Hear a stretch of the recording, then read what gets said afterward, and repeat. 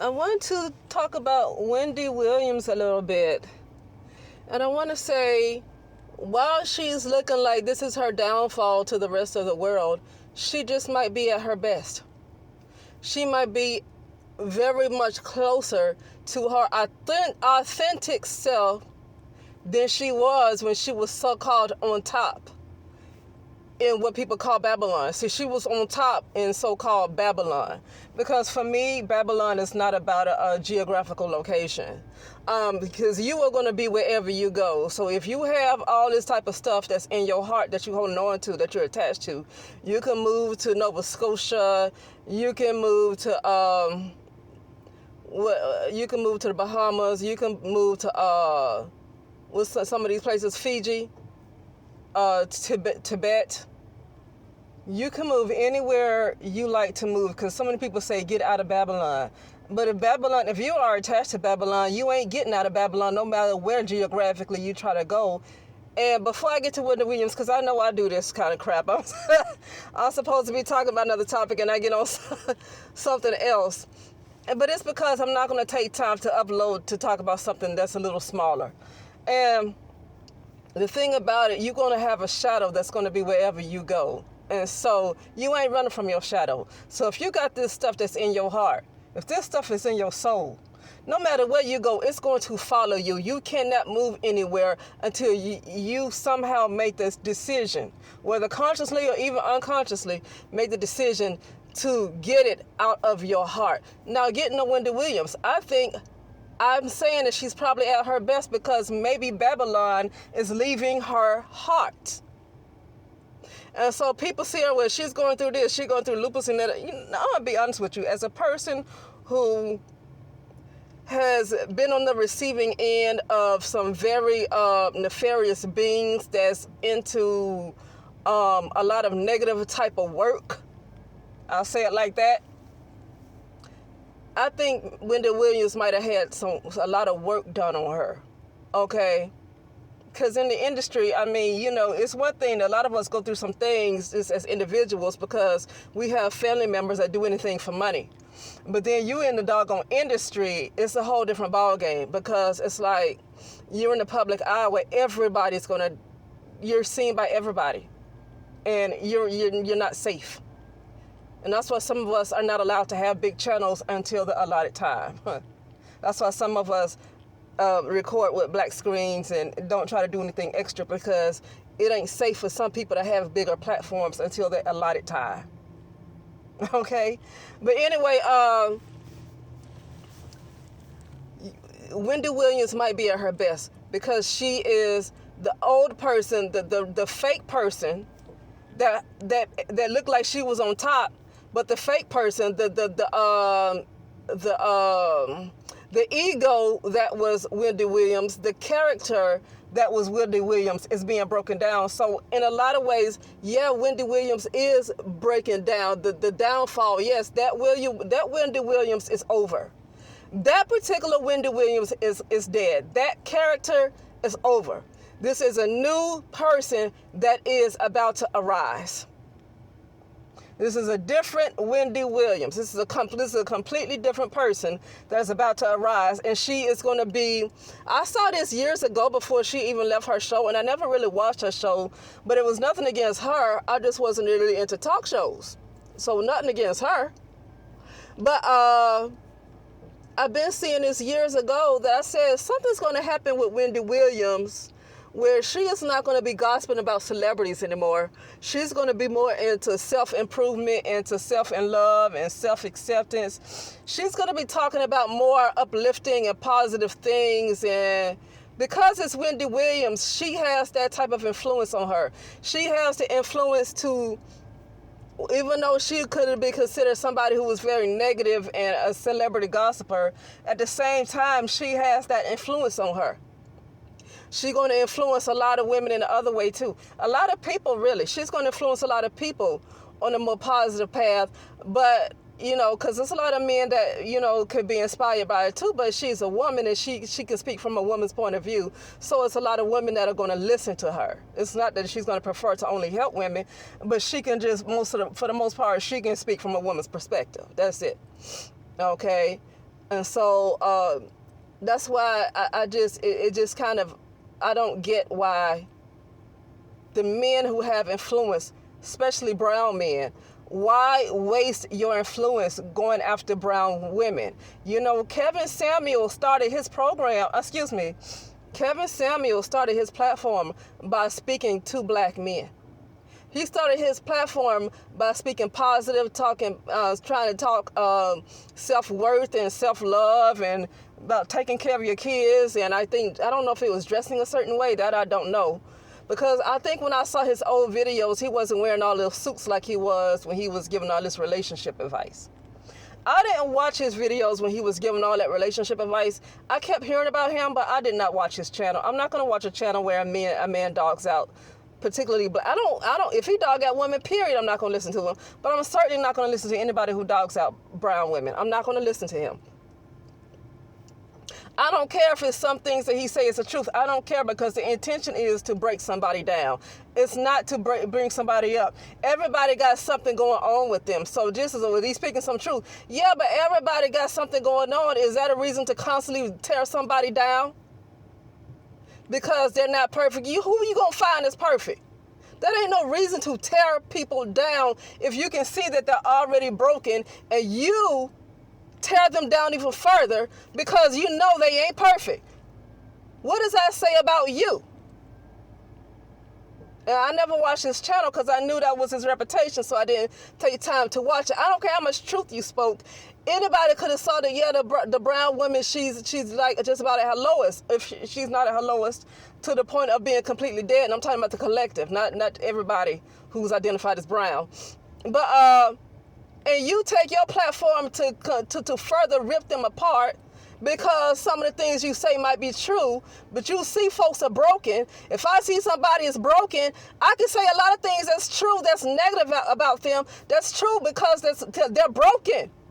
But you take them on yourself to further break people who's already broken. That don't make it right. I'm sorry, I just got on Kevin Samuels because a lot of people idolize him. People are saying the late, great Kevin Samuels.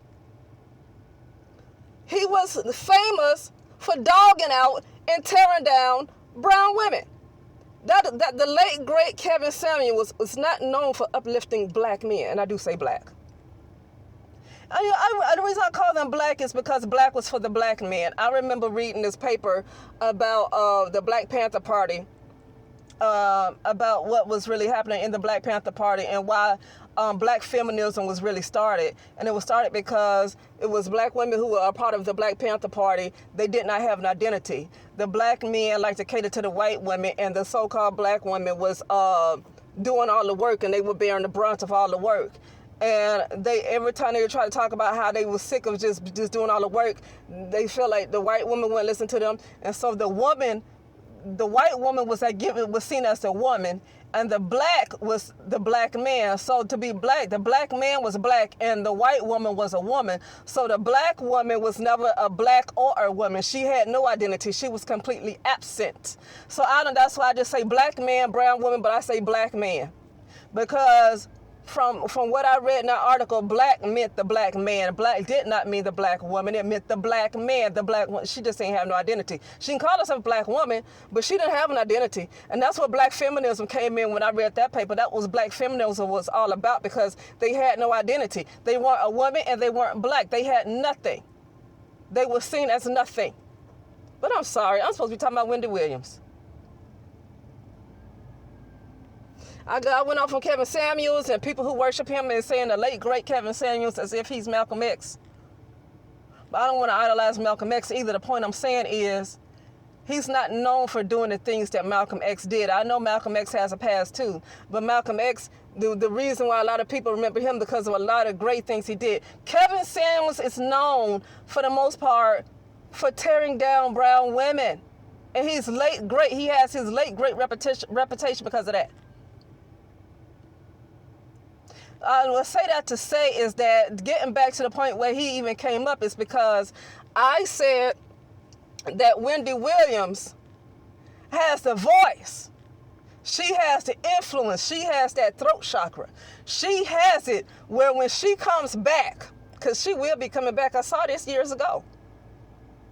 When she comes back and she starts talking more about uplifting stuff, positive affirmations, women choosing different lifestyles and different stuff like that, she's going to be raw. Wendy Williams is going to be uplifting and positive, but the thing about her is she ain't going to be fake. She's going to be raw. She ain't going to bite her tongue. And I brought her up and talk about her influence because I said that a lot of women are going to be influenced by her change, even though men can be influenced as well. But she can for the most part, she will be able to speak from a woman's point of view. But I brought up Kevin Samuels because when I said that she's going to inspire a lot of men, mostly probably a lot of brown men too. I said that to say is that there are a lot of brown men who had the voice like Wendy Williams too, who could have spoken to other brown men. But you know what? Nobody cares about black men. I'm going to stop calling them brown. They're black men. Because that's the identity. The black meant for black men, not for the black woman. It was always for the black man. Black meant black man. That's why every time you refer to the black community, it's always a black man first. To be pro-black means to be pro-black man, because the black woman don't exist in the black community. It's the black man. It's not the black woman. The black woman has no identity in the black community. She has no presence. She's not real. She's just not. So I'm going to call it the black man because the black woman, no, she don't have no place. She does not have a place in the black community. So it's the black man.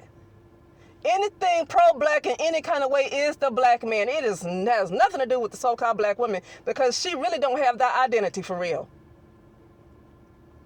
She can hold on to it and claim it, but she ain't black. She is not the important person in that community. The black community was for the black man. Okay?